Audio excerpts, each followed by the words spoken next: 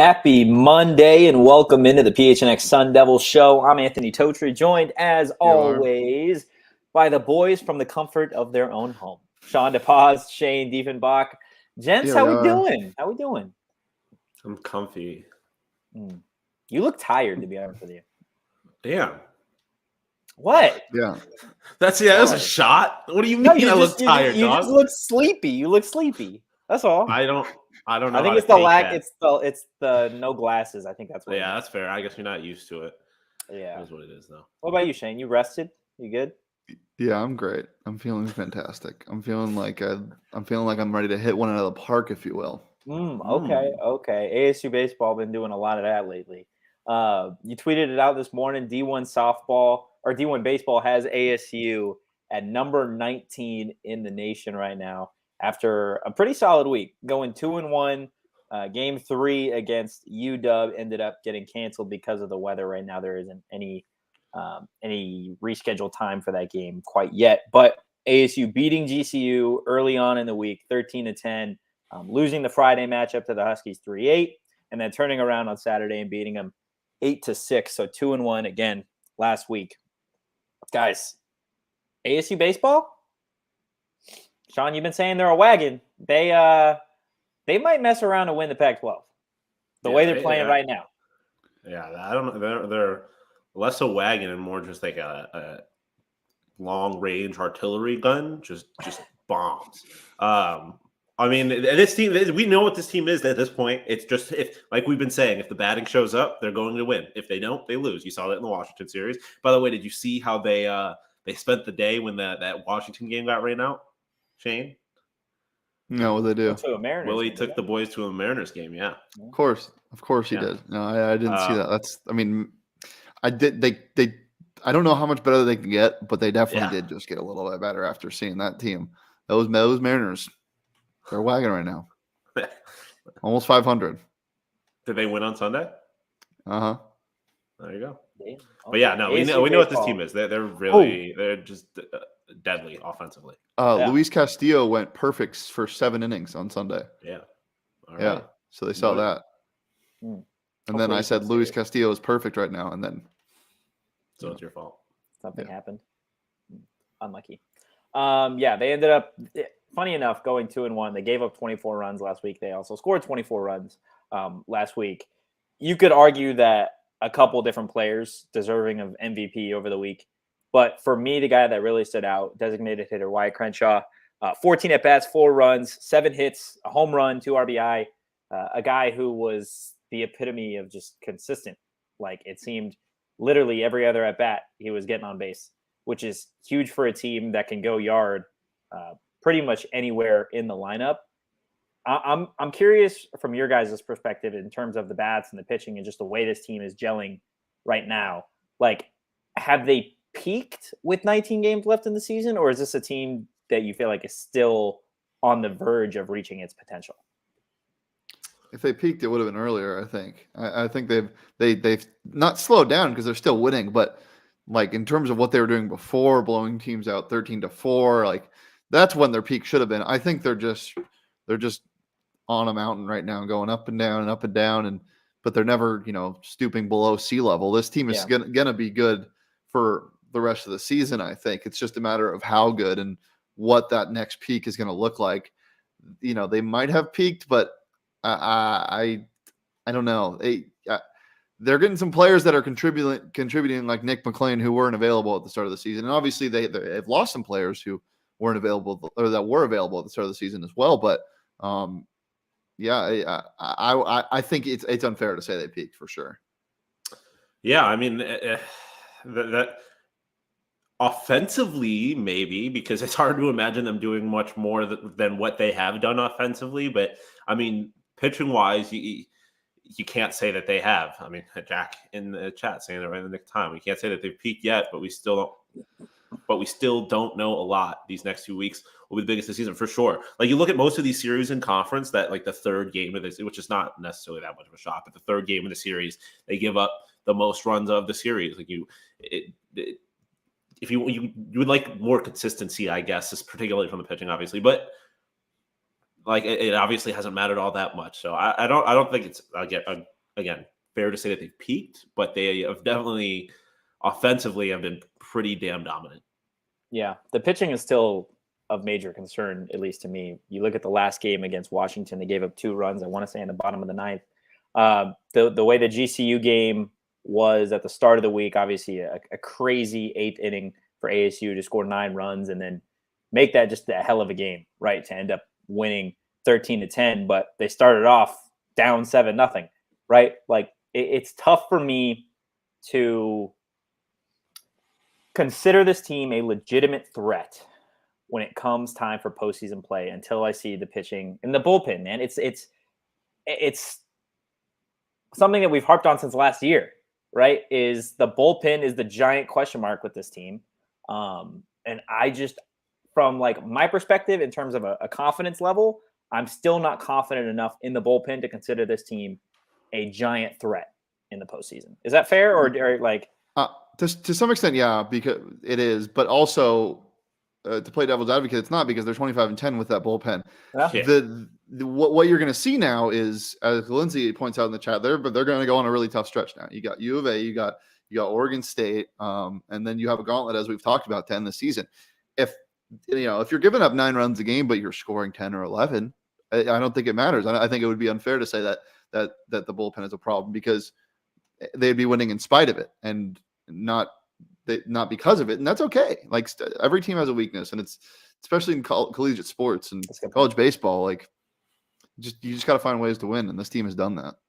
Yeah. I mean, the pitching is certainly not why they're a threat, right? But like they are a threat because of the offense. I mean, it's just how every sport works, right? Like you have a really good, you always end up getting the best offense versus the best defense in the Super Bowl damn near all the time. Like that's just kind of how this thing works. Now, if the bats slip at any point that you see guys starting to slump, then there's obvious cause for concern, because like I said, the pitching is giving you no reason to be confident. So it is not necessarily the most reassuring thing to have kind of all of your eggs in that one basket. But at least you have a basket to have eggs in. So there's still certainly a postseason threat in my mind. Yeah. Shane, you bring up a really good point that I think for me and just a lot of like ASU and just, I guess, fans of sports in general need to remember, right? Like, yes, your one team might have a glaring weakness, but guess what? Everybody else, there is a weakness on every single team, right? There's not a team right now in the Pac-12 or really in the nation, you could argue, that you can't poke a hole somewhere, right? And for ASU, we know how strong this offense is. The pitching, whatever side of the argument you want to be in, whether it be the starters or the bullpen or whatever, like that is their weakness. I don't think there's any dancing around it, but I mean, the bats have made up for it so far. Like you guys have said, like, I guess there isn't really a whole lot to be too concerned of as long as the bats continue to produce the way they have. It's going to be really exciting come postseason play, because this team, I mean, if the bats keep going like this, if you're able to score 9 runs in 1 inning, or you're able to do what you get like against UW, where you're able to consistently put up runs, like this is an ASU offense, like you literally have to be worried about every single inning. And postseason baseball for ASU is going to be so strange, because the avalanches of runs that happen get bigger and bigger in postseason baseball. The knuckles get wider and wider when you start giving up multiple runs and innings, and ASU can pile on, but they can also get piled on. And Loader bringing up the middle relief is where the biggest issue is. As a Mariners fan, I know that all too well. That is never a good thing.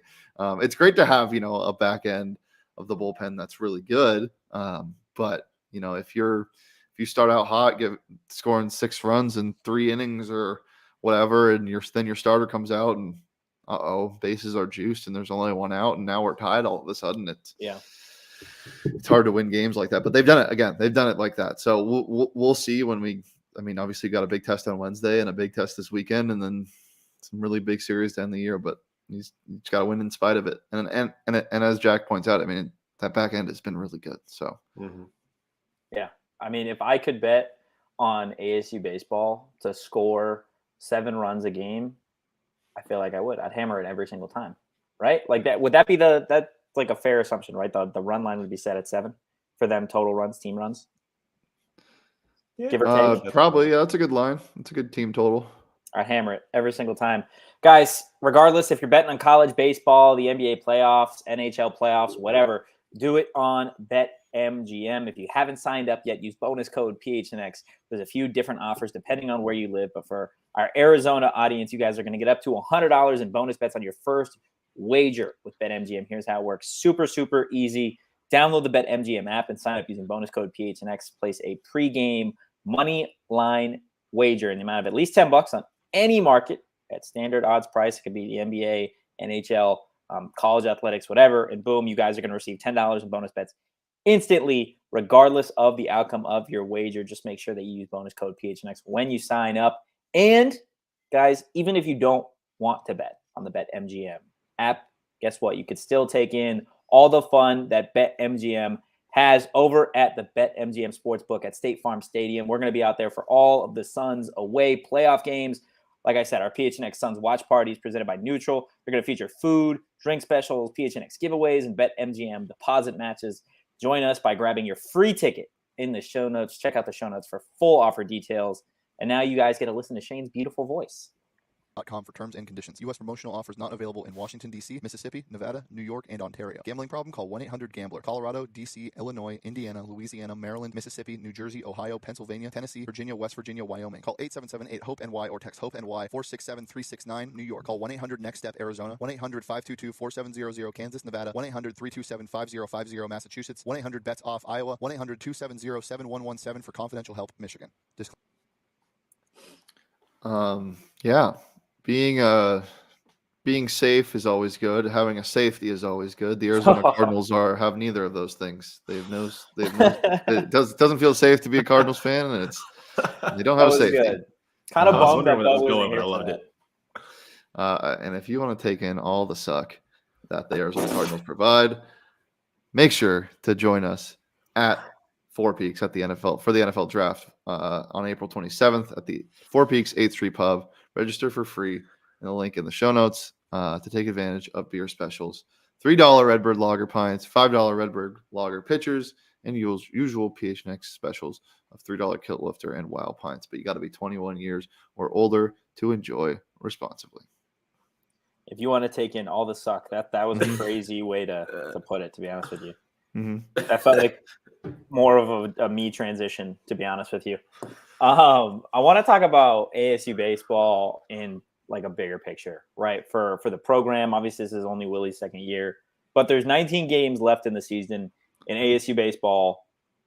We've already talked about how they're more than a wagon, right? They're full on artillery at this point. They're 25-10 overall, 11-3 in conference, and 17-3 at home. Right. Again, with 19 games left in the season. So I put together a little bit of a look at some of the seasons that ASU can still top with 19 games left in the season. Obviously, there's postseason play incorporated in some of these records, just to give you guys an idea of how good this ASU baseball team is. And then obviously to the bigger question, could this be the best ASU baseball team in the last decade? Right. 25-10 again, overall. You look at the 2022 team, they had 26 wins. ASU, if they win on Wednesday, they tie their season total with 18 games left in the season. That's crazy. The 2021 team went 33-22. The 2019 team, this is the one that they really have to beat, 38-19 overall, best season for ASU in a while. The 2016 team went 36-23. The 2015 team went 35-23. The 2014 team went 34-24, and then 2013 they went 37-22-1. Guys, can ASU with 19 games left? Obviously, they've got a tough stretch here. Can they reach the potential of that 2019 team and get that 38 win threshold? I mean, mathematically, yeah. It's tough. I think you're going to beat everybody's conference record in the past 10 years. Yeah, I think it'd be a disappointment if you didn't. You set yourself up real well. Obviously, as you mentioned, 11-3 already, and you still got a bunch of games left. And the being 19-11 in the past 10 years. So yeah, I think you reached that. But 38 wins is a lot of wins. Yeah. I'm gonna say they fall just short. I think they win 36 or 35 games. I think they stay hot though. Yeah, I'm right there. I went through and did a real quick count. I think they'll win 12 more games, so they'd be at 37. So yeah, I think they fall just short. But I don't think it matters, right? Like you put it in the context of where this program has been in the last few years, and Willie and all of that stuff. Like that's to have the second best season you've had in the last few years. It's a pretty big W. Yeah, I mean, I was waiting for you, Connor. Some of these for him to come in. Some of these they include the postseason records as well, I believe. So the 38-19 season. Okay. If you were able to get to 35 wins before you got to the Pac-12 tournament, I think you could probably reach the 38 win mark, especially if you go into the NCAA tournament and get a bid. But I mean, Shane, to your point, in terms of conference play, right? Like the Pac-12 is no joke. In terms of Division I baseball, I want to say UCLA is ranked, Stanford's ranked, Oregon State's ranked, ASU is ranked, and Oregon is ranked, right? So you got 5 teams right now that are ranked in the top 25 by Division I baseball. ASU, I want to say they've got 4 more series left with those ranked opponents. Just taking a look at it, right? They've got a 3-game series at home against number 21 Oregon State, 3 games on the road at number 23 Oregon, 3 games at home against number 9 Stanford, and then 3 games at home against number 22 UCLA. Like, you've still got a lot of work to do, but you figure if you're able to get past some of those teams and win some of those series, specifically all eyes on that Stanford series, right? The quote-unquote juggernaut in the Pac-12, a team that was supposed to be one of the best, if not the best in the nation. Like, what, Shawn?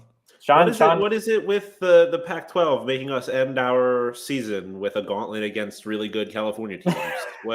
What's the deal with that? I don't like it. Just saying. I love how that clicked for you, and we could see your face immediately change. You're like, I was going through it. I was like, where have I seen this before? I feel like I've been here before. We have been here before. It didn't pan out well. I mean, it panned out well enough. It panned out enough to get a bid. Yeah, it worked. I mean, listen, if this ASU team wants to back their way into a postseason bid and then make some magic happen from there, it's better than the end of last season. Like, I'm not going to complain all that much about it.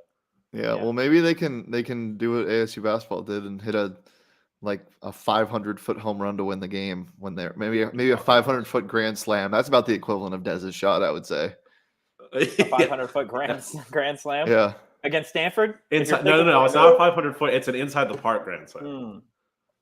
And it was on a curveball on a full count that you shouldn't have been swinging at because it hit the dirt, but you still hit it. Who hit it? Willie. There you go. Willie himself. Yeah, that's the only way to make this like equivalent. He said, "Wyatt, sit. I'm the DH today. Just go first pitch." Lindsay asked us before, who are your top 2 teams in the Pac to win the conference championship? I mean, I think it's the top 2 right now. It's ASU and Stanford. Like, yeah, that's just. I'm back in the AFCU as Mike Luke. I am not. I gotta see what ASU does in this against some of these real teams or like real good teams in the conference. So I'm a pump the brakes on ASU, but I definitely Stanford for sure. UCLA maybe the other ones. I mean, Oregon's really good, but they lost to UCLA. They lost that series to UCLA in Oregon, I think. So I'll go with UCLA. I'm going to go ASU and Stanford. You look at the conference records right now in the Pac-12, ASU and Stanford it's ASU, Stanford, and Oregon State are the only 3 teams right now with double-digit conference wins. And I know a lot of people have been harping on the fact that ASU hasn't really played any of the dominant teams so far in the Pac-12. But, like, to their credit, it goes a long way to beat the teams that you're supposed to beat, right? How many times through the basketball season or the football season were we like, you know what, ASU, this should be a cakewalk. You should win this game, and they don't win the game, right? Like, it is tough to beat conference opponents in any sport. So to get the job done when you do is definitely deserving of credit. I know they haven't played Stanford. They haven't played UCLA. They haven't played Oregon. That's fine. We'll see what they can do when they get to that point, right? But, like, to beat the teams that you're supposed to beat. That's what great teams do, right? Mhm. They don't fumble the bag against a Washington State or a Washington like football teams, basketball teams. We've seen them do it. We've seen them go into games. What was it last year for football season where it was a Stanford game? You guys were like, yes, ASU should win this game. And in theory, they should have. They were the better team. They had just come off a big win, I want to say, against Washington. They should have won that game. But guess what? It's tough to beat conference opponents. And like as much as everybody wants to say ASU sports are just Arizona sports, they've got a curse to them. Like they got it done. ASU baseball, they're getting it done right now. ASU football wasn't able to do that last year. ASU basketball couldn't do it. Yeah. Do it. Should I point it? I'll just point it out. ASU football sucked last year. Yes, they ASU did baseball good this year. Yeah. But okay, look at ASU basketball then. Sure. At one point, they were number one in the Pac-12. Yeah. And they were beating teams they should have. Yeah. Yeah. And I don't know. they should have. Southern. Well, yeah. No, I was just And more pointing out the football thing. And Connor, you can keep spamming the chat as much as you want. He brings up Gavin Turley, who I had to look up because that's not a real person. That's a great name. Hamilton baseball graduate and now on Oregon State, drafted by the Diamondbacks. Did not sign. Oh.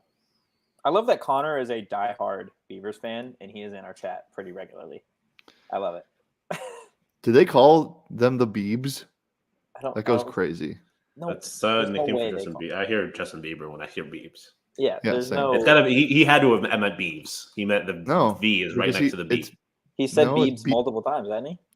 No, he said Beebs, not Beavs. Well, yeah, but I mean the B is right next to the V. He could have just that easily. I know, but you would. Never mind. Okay. Connor, let us know. So. Oh, he's trying to make Beebs a okay, thing. fair enough. Yep. Oh, he's trying to make Beebs a thing? I respect it. I love how he's starting in an ASU chat to get the Beebs. Yeah, right. To be a thing. Hey, man. That's like me on the Coyote show trying to start a Sabres thing. Like I'm in the right market for that. Sure. You never know. Guys. Regardless, whether you are an Oregon State fan, an ASU fan, a Stanford fan, a UCLA fan, something Stanford that you fans, guys, you're right. They're just trees.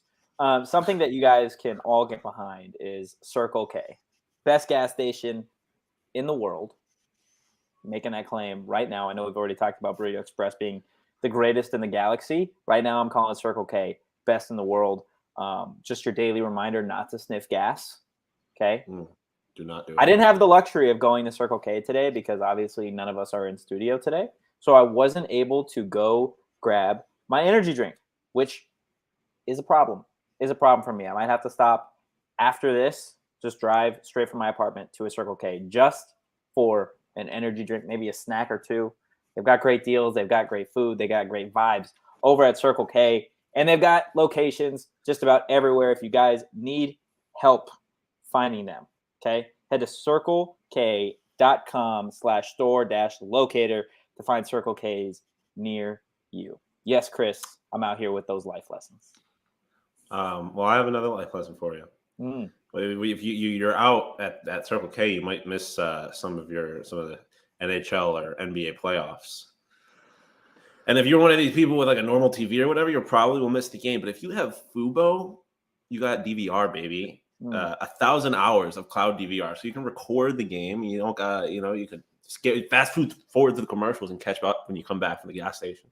Not just any gas station, Circle K, obviously, because Fubo is amazing. And it's amazing, particularly for sports fans. You get Bally's on there, you get ESPN on there, so you can watch basically all the postseason sports that you want to watch. So sign up now. If you use the link in our description to sign up, you get 15% off your first month of Fubo Pro, so you can just in time to get in on the D-backs wagon before it's too late, because the wagon will fill up soon, because they are. I don't know if you know this, a wagon. So check out Fubo, the best way to watch TV, in my personal opinion. Check out Fubo. Fubo. Well done, Shawn. Couple things. ASU basketball. They got a player in the transfer portal. We're going to talk a little bit more about that tomorrow and get more in depth on that. But guys, just initial reactions to the rumblings being true, as you put it this morning, Shane, with former LSU guard Adam Miller announcing that he would be transferring to join Bobby Hurley in Arizona State. I love a good rumble. So he calls, I don't know if he calls himself this or people started calling him this, but Ace Wolf is what he is known by now. So that is his name. His name is not Adam Miller. His name is Ace Wolf. A-Dub. He scores points. You just replaced DJ Horn with a guy that has blonde hair. I don't know. if we want to give a quick synopsis, DJ Horn is still at ASU. He just now has blonde hair and he goes by Ace Wolf. He's an alter ego. No, he's another scorer, double digits, 11 points a game. Guard, 6'3", Illinois, then LSU, now ASU. And I said it today in my tweet. He can't transfer if he doesn't want to sit out another year. Being a junior, I don't know if he would. So, I mean, that's just that thinking. Get somebody that can't leave. Yeah, I love it. I love it. His pictures are fire that he took on his visit. And yeah, he seems like he's going to fit in well. Yeah. I mean, you're getting a guy who started all 33 games last year in the SEC. That conference has some pretty good teams in it. Alabama, I'm not sure if you heard of them. They're all right. Seed in the NCAA tournament. Like this guy has played a lot and has played real competition, and that's exactly what you like to see for a guy that is older and is supposed to have a little bit more experience. And again, like Shane was saying, is replacing a guy with a ton of experience. So I just based off that alone, it seems like a great move as far as ASU is concerned. But then and you add on top the scoring and again the ability to a team that has lost all of its scoring just about. It seems like you now have your counterpart for Jemiah in the backcourt. Yeah, so, and kind of similar game to Frankie or to DJ, and he got younger. So it's DJ with blonde hair that's 1 year younger as well.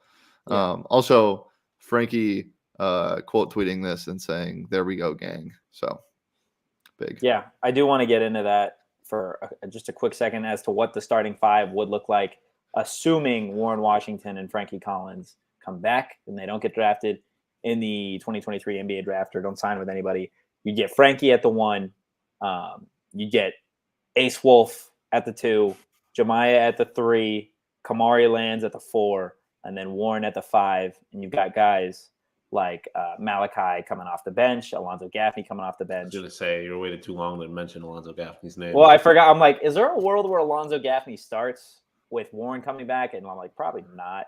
But I mean, Alonzo Gaffney's about to go get a bag somewhere.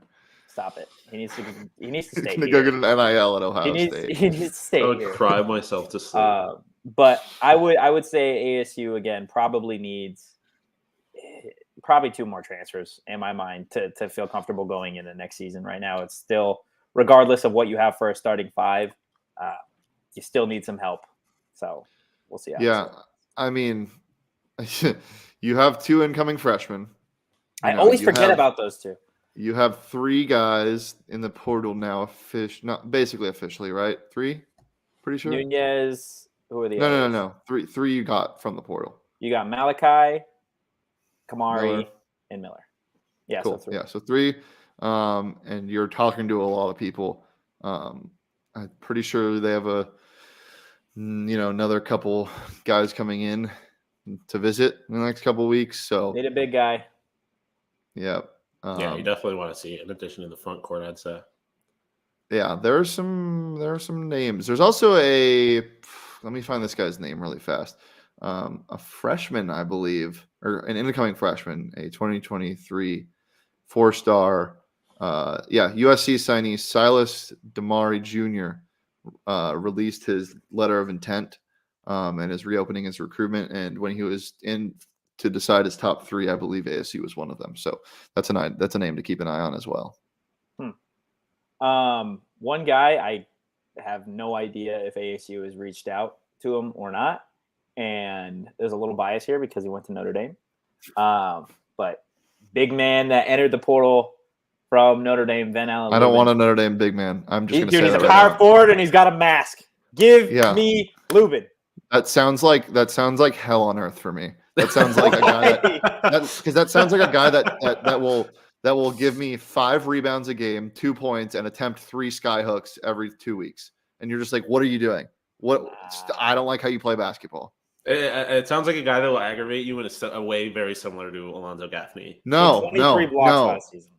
It's the anti-Gaffney. It's the boring, like, The anti-Gaffney. He just kind of because Gaffney's like, he'll make you mad, but he's trying really hard and sometimes a little too hard. Fair. This seems like a guy that's like, I must put ball in basket with no athleticism. So he's a robot, is what you're saying. I've never seen him play, so I literally have no idea. But when I think of like tall white men he's white, not right? white. No. Oh, Come on I was now. thinking Luke Herringody. That's the first thing I thought of when I thought of Notre Dame. Nah. Hey, He's I'm like, just saying, he's Hunter like Dickinson Notre is Dame, still on the table. white power forward. Huh? Hunter Dickinson? Dickinson's still on the table. Just saying. That would be fun. That Don't would be shake your head funny. like you would be mad if he didn't. No, I wouldn't. There's just zero chance he's coming to Arizona State. There's It zero would be chance. funny. I don't know how fun it would be. It would be fun. It would be fun. He's Are the you number kidding me? 1 transfer right now. Well, I mean, it would be fun as far as basketball is concerned, but I think he's a clown. So Well, I feel like he's probably not going to ASU. It seems at this point every other basketball transfer decides that they want to go to Arkansas. Hey, So they're cooking. Yeah. they've been cooking. They've Much less. been driving. They're Yeah. they're driving to go cook. I'm ready to put the Final Four bet in now that Arkansas makes the Final Four. We did this last year. Yeah, I mean, gonna I'm be- down for it again. The down for thing it is that last year they were supposed to be so good because of their recruiting class, so they're very young, and they're losing guys like Black and what's his face. So I think they're getting a little worried, but they're getting older. Welcome to the Arkansas Basketball Podcast. So what we do. Somebody call Jalen Graham. That's what we need to get into. Anything else on ASU basketball before we move on? We're still waiting on Joshua brings it up in the chat. Puff Johnson. They've talked to him. I They have. don't know. From what I've heard, they're a little bit less confident in Puff Johnson committing to Arizona State than they were after he visited. So we will see how that kind of plays out. But still up in the air, a Puff Johnson commitment would do it for me. You'd have my blessing going into the season. So Good. That's what I ASU know- based I know- basketball strives for. I know is they- a Totri blessing. that's what everybody should truly be striving for. You've got it. Shane's got my blessing. Shawn does not have the blessing quite yet. It's the tired look, man. I'm sorry. It's put the glasses on this is and then unbelievable. All you have to do to get Totri's blessing is make fun of him. Apparently, Is Yeah, that what you apparently, have to because I defend his ass all the time, and I was out here taking shots. It's Listen, man. a cold world. It is what it is. Okay. Lindsay brings up a great question in terms of the spring game, and I want to get to your guys' thoughts on that because I definitely have something to say about it. But before we do that, I want to tell you guys about Burrito Express.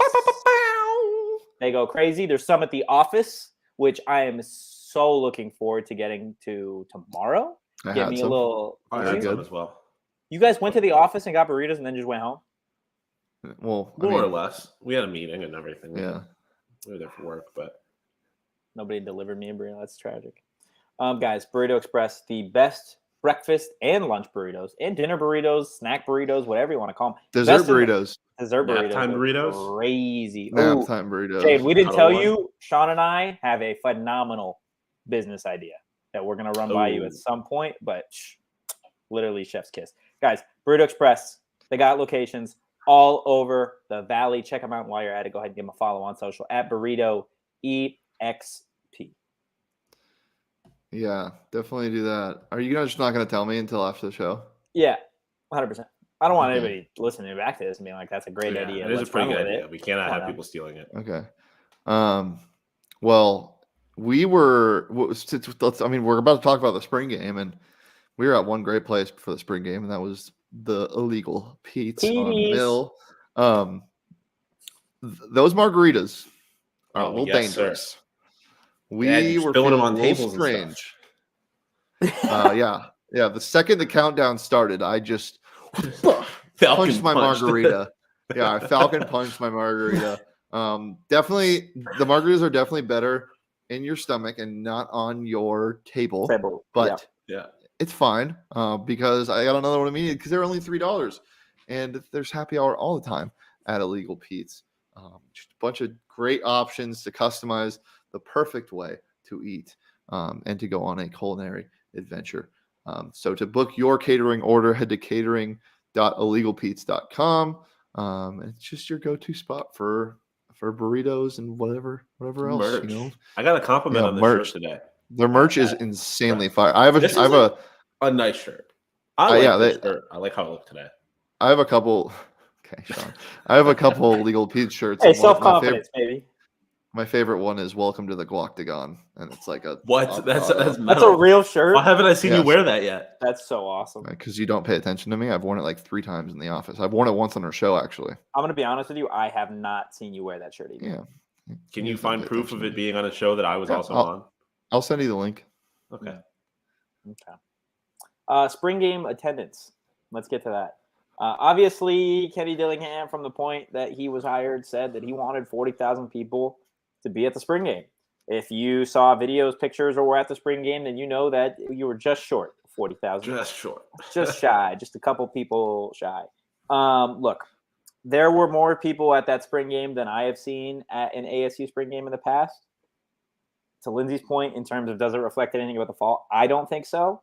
I think it is going to be a tough sell to get people to go out there and watch your team just kind of run through plays. Obviously, it was interactive as best as Kenny could really make it. I think ASU did everything possible to try and get people out there, right? You had the Bustle with the Boys podcast guys, coaching, obviously the players. Like, you've got some new quarterbacks, you've got some talented returnees that I think were definitely worth people seeing. So from my perspective, I was pretty disappointed that there obviously 40,000 is a lot, but that there just wasn't more people, right? Like, you want this team to be good. You want this team to feel supported. You want to build a juggernaut. You got to get your ass out there.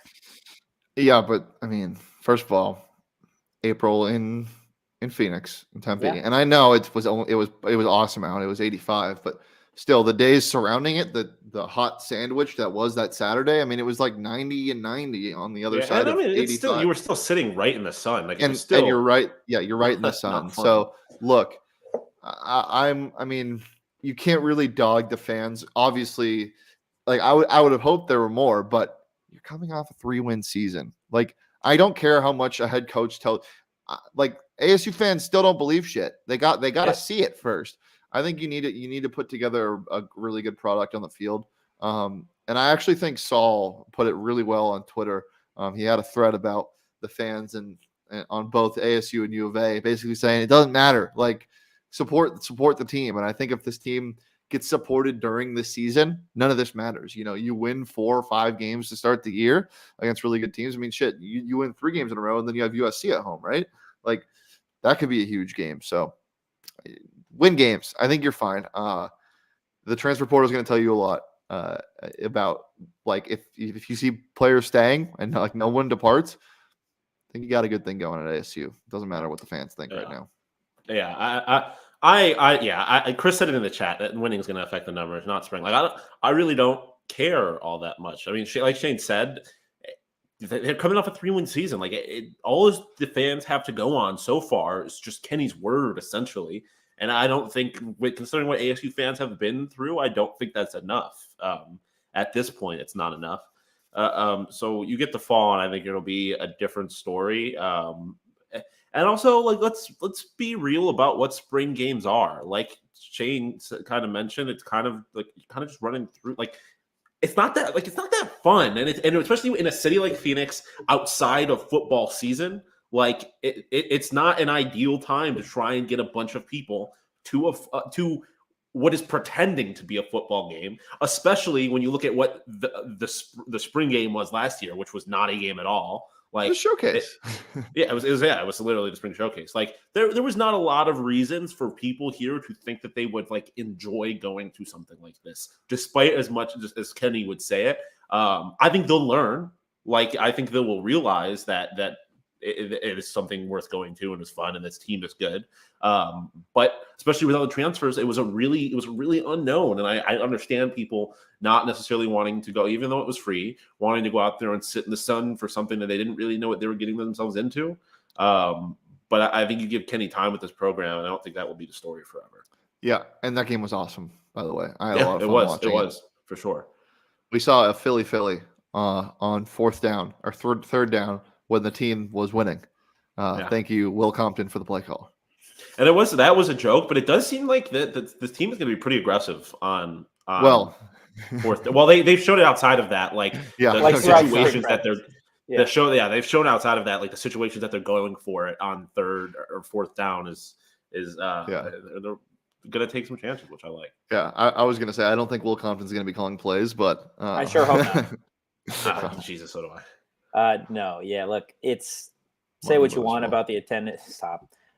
You get to fall, and it's a completely different ball game. Just football's more in the air, right? Like, I think that'll be your time to really get a good idea of what the attendance is going to look like. And Shane, you brought it up. You got 3 games to start the season. You win those 3, you should expect a sellout against USC at home. The reigning Heisman winner, Lincoln Riley, former Cardinals coach Cliff Kingsbury expects to be in attendance, obviously. Take care of business early on. I would hope he's in attendance. I mean, you never know with him. You never really know if he's going to show up. Maybe for ASU's defense, it'd be great if Cliff would call a couple plays to start that game. That'd be awesome. Stop it. What? Do you like anybody, Totri? Yeah. Listen, for everybody listening, 7 Colorado players have already entered the transfer portal since the window opened. Because they know they're not going to have jobs. You know what it's looking like? It's looking like Dion is rent free in your head. No, with how much you're talking about it. Yeah. What? I'm just delivering the news here. That's all. People ask me. They're like, "Hey, how many players entered the transfer portal from Colorado?" I'm like, "Look, I got you. That's 7 to ASU's 2. All I'm saying." Coach is just on the street corner in Boulder, just going, "Hey, anybody leave yet? Anybody leave yet? Anybody in the portal? Hey, Dion, anybody in the portal? No. Any more Gucci bags, Dion?" It was about to be like a Watergate scandal. They were Louis bags. Okay, they were Louis. It wasn't Gucci. Do you watch Dion's keeping up with the Kardashians? No. Got my Buffalo. Oh, I'm asking Totri that because he knows every detail about him. My buff sources inside the Sanders home. That's all I'll say. Inside the home. Inside the Sanders home. Okay, let's log off before you say anything. Else before we get out of here? Anything else before? My name's Anthony Totri, and I have wiretapped the Sanders. Yeah. I'm Anthony Totri, and I'm an enemy of the state. Guys, if you enjoyed the content, give us a follow at PHNX _Sun Devils. You can follow me at Anthony _Totri. You could follow the small man Shane at Shane Deef. You could follow Shawn DePaz at Shawn _DePaz. Not spying on coaches in the Pac-12, as always. We will see you guys Tuesday at 2 p.m. But for now, guys, enjoy the rest of your Mommy Monday. Peace. What the fuck?